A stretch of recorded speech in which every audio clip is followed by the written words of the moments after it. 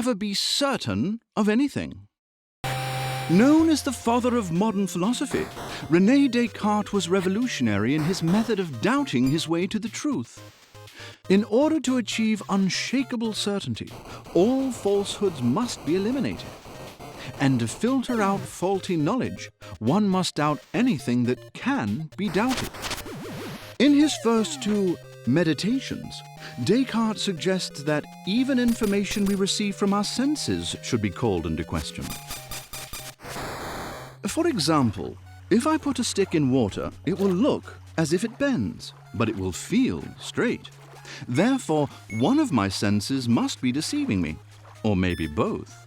So, if our senses are not to be trusted, how can we be sure of anything?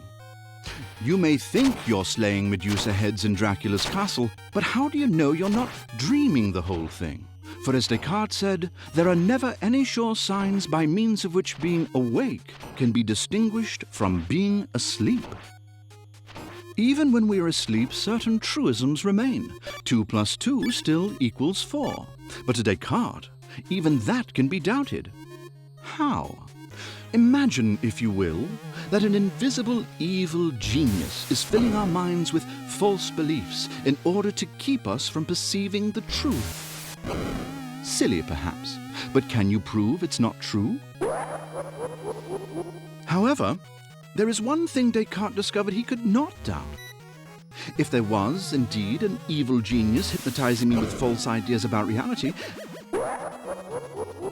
then I would have to exist in order for him to fool me.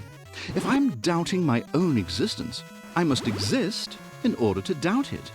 Thus his famous assertion, cogito ergo sum, or I think, therefore I am. The evil genius is defeated. Or is he? Did Descartes overlook something? Could his logical conclusion not also be a product of the evil genius? Truth is, we may never be certain of anything.